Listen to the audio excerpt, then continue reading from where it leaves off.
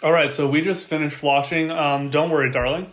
We're going to do like a 15-minute roast really quick. And the alcohol's got all of our nerves out of the way, so we're just gonna go for it and talk about it. And I'm probably gonna cut all of this out anyway. So let's go. All right, Don't Worry, Darling.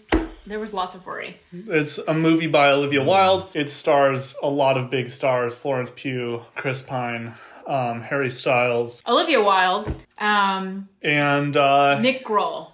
Kroll, there we go. Yeah. I want to start with, what were some things you liked about the film? Before we get into the really nitty-gritty nasty, we'll start with some things we liked. I think the costume design was great. I think it really sold the era they were going for, the time period. The set design was all really cool. I thought the location helped sell it. I think that those, like the production design and those visuals, really aided in like creating this world that Olivia was going for. Also, stop hitting the table, because that's all the microphone's going to pick up. Nice. Gotcha. Yeah, cool. So, yeah, I think there's a good portion of the acting that was pretty good. I think Florence did a good job for what she was given. Mm-hmm. I agree. And yeah, like Chris Pine's performance is pretty good too. So like, there's some solid like isolated performances throughout the actual film that were, like technically impressive. I thought the cinematography for the most part was really pretty. The film looked really nice. Mm-hmm. The lighting was gorgeous. There was some really nice camera movement that happened a lot. I enjoyed the CGI, and yes, I think the costume design and like the design of the era was really pretty. So if you're into any of those things, maybe consider going on a Tuesday night when it's $5 and you aren't actually spending much money. But the film was really boring, like extremely boring. I don't know about you guys, but I found myself just losing track of where the story was circling around, like what point it was circling around at that moment. And, there wasn't any direction that the film was going in. I think part of the problem was that, like, what should have been the end of Act 1, like, what should have gotten the main character kind of more involved in moving forward and, like, trying to make a plan in the world that she was in, is, like, that didn't happen till, like, halfway through the movie. And so it was just a lot of repetition, a lot of, like, odd things happening to her, and she'd be like, wow, that's weird. And she, like, talks about it to someone one time, sounds insane, and then we move on, and she acts like life is normal, and we don't see her making a choice to, like, not talk about it. Or she's not making a choice about these different things that she's taking in, even if it's a choice not to say anything, which was kind of frustrating. No, she was a really passive character, and that was really frustrating because things just happened to her for the entire film, and she never acted on anything until the very end. And then at that point, you didn't feel she was enough of an active protagonist for everything that was happening in the film. Yeah, that's well put. Yeah, she was just like always like reacting and never like acting in the situation. Maybe like there's like one or two scenes where she kind of like pushes back a little bit against like the antagonists, but like I think this is a good warning that we are going to spoil things from here on out. So if you don't want spoilers, skip to the end of the video. And yeah, if you're gonna watch it, but like, no, you're gonna sit and watch this entire video. Yeah. Anyways, okay, so the major part. Stop hitting the table. I meant watching the movie. Oh. Okay. This movie is the exact plot of a TV show that was made in the 1960s, I think, maybe a little earlier, and I think it's called Cycle. And it's about this island that people are brought to, and it's this utopia island. And essentially what this organization does is it takes people to this utopia island, and like people who have secrets, and it tries to like break these people of their secrets, which is wow, I want to watch that so much more than what we just watched, because it's already so much more interesting.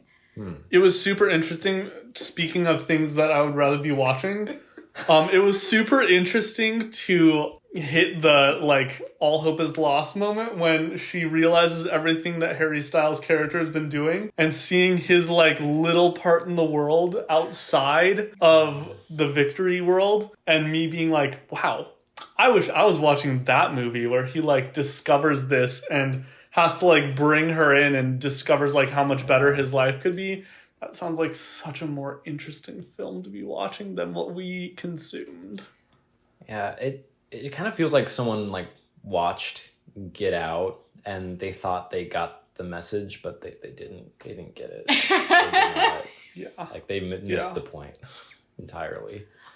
I think one of the other biggest issues with this movie is that I think for order for this kind of thriller to work, there has to be some kind of, when you want to feel like you're kind of solving a mystery, right? Because she doesn't understand what's going on. You follow, I think her name is Alice, which honestly felt kind of on the nose. But anyways, so you're following Alice, and she's starting to uncover these kind of weird, uncovers too much of a proactive word. She's starting to observe some kind of weird things that are going on, but she never, like, tries to make an observation again. Like, for example, there's this scene where she's, like, cracking open eggs and they're just empty. And so she goes through this entire carton, but it's the only time we ever see her do it. We never see her go back and check the carton again. Like, she's not, like, trying to, like, accumulate information in a way that she could start to put together puzzle pieces. And so even the discoveries that she does make all feel kind of accidental, and they don't really add up to anything. And a lot of them I really think were kind of red herrings and just didn't help. It didn't make the ending reveal feel very satisfying because we hadn't put any work with the main character to put things together. And I think that could have helped a lot. I observed to Mary about halfway through the movie. I was like, at this point, they need to have a really, really good, like, ending reveal for me to really enjoy what they're trying to get to here. And that was just, it was so incredibly disappointing. It was, like, so mediocre what they ended up doing, which was that she had been put in this simulation by her husband unwillingly, and he was keeping her there unwillingly. And it was like, they just never hinted at that at all. And so it really comes out of the blue. And I think even if you watched it a second time, you wouldn't be able to figure that out on your own. I was honestly expecting something totally different. It would have, like, hit harder if the simulation were, like, an actual physical place. Yeah. It was just, like, some kind of, like, commune or something. Yeah. Because felt like it was kind of hinting toward that, like, throughout the film. Like, I mean, afterwards you can kind of see it, but no, they try to subvert your expectations with, like, something less predictable, but it ended up being just, like, a worse reveal in the end. Yeah.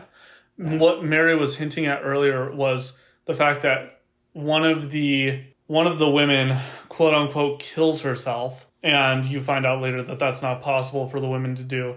But she kills herself, and that happens somewhere like 45 minutes to an hour into the film, and that would have been so much better right at the 20-minute mark. It's like a serious sign that something's going wrong. She needs to start actively investigating what's happening. And then from there, at the halfway mark, what needed to happen was that she has the treatment, I think. And the tables basically, or she needs to try and convince her husband that they need to leave. And then that's when the tables turn, and now she spends the rest of it trying to figure out how to leave. And then the all hope is lost moment can be similar. Honestly, like, with what they're given, I think we needed to know that it was a simulation far in advance. Imagine if we had gone into, like, towards end of Act 3, or just towards the second half of the movie, if she had thought her husband was a prisoner there too. And so she goes through all of this time and effort trying to break him out too. And she realizes, like, oh, he's not going to believe me. So then she's, like, doing these things to try to, like, convince him too. And then at the end, we find out that he lied to her this whole time, and that there's not a way out, and he doesn't actually want to leave. I was actually really disappointed by the message that all men are liars, and they're all, like, all the men are lying to their wives about this. And so, like, the end moral is that all the men are bad guys and all the women are just... What pissed me off the most was, so we get to the part where they reveal, like, their real, like, what their lives were before they are in victory. and she's this surgeon. She's a surgeon at a hospital. And her boyfriend loses his job and he spends all of his day on the computer. And then when she gets home, he complains to her for like 30 hours, but they're like deeply in love. And it drove me crazy that like that was the reveal. And then his solution was, she's unhappy. We should go into this world simulation where we're not going to make any money and like let things get worse. And it just drove me crazy. I hated that so much. And the relationship outside was just incredibly stereotypical.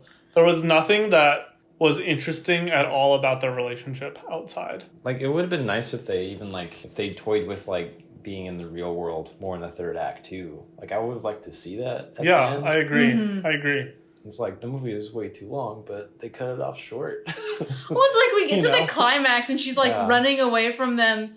And then she, like, gets out into the real world, but we don't know what the consequences are that'll roll over. So we're not, like, it's like, okay, so she just wakes up now, but her boyfriend's dead. So don't know how we're going to explain that. It's just... But that's really interesting that you bring that up, because the moment you start examining how this works is like, why was no one worried about her? Like, what if there had been a subplot of someone trying to find her and, like, rescue her from the outside? It's like, if she's an MD and she just randomly disappeared, people are going to be concerned about that. I hate that this makes sense. The moment that you start thinking about the film beneath, like, the thin veneer that they create of the film, it all just falls apart. There's no logic in the film whatsoever. Yeah. Especially it's supposed to take, like, modern day. It's like doctors are kind of important right now and kind of in low supply. Yeah. So. It was... They would have been sending, like, interns to our address. Like, please, we need this surgeon. She just did a 30-hour shift and sewed up, like, 12 people. Who else is going to be this dedicated at this hospital? And I want to bring in a minor detail that's, like, not really important, but, like, why did he have to be British? Why did Jack have to be British if he's, like, American? Why couldn't he just all be British or all American? Yeah. It's to show diversity, Nick. We needed to diversify. Doesn't make sense. It feels like they just, like, messed up and they did some scenes, like, without him doing an accent. So they're just like, okay, just kind of stick it with that. We'll fix it. They fixed it in post. They tried to fix it in post. Overall, like, the film was just so boring. Shall we do a final rating? It was a real cinematic film movie. And it did have that experience. 2 out of 10. I was really bored and I struggled to get through this film. 3 out of 10. Don't go watch without friends. I'm going to have to give it a 2 out of 10. It was very boring and needed some love on the script, for sure. All right. Well, thanks for watching, guys. Subscribe and look forward to more of these in the future. All right. Bye.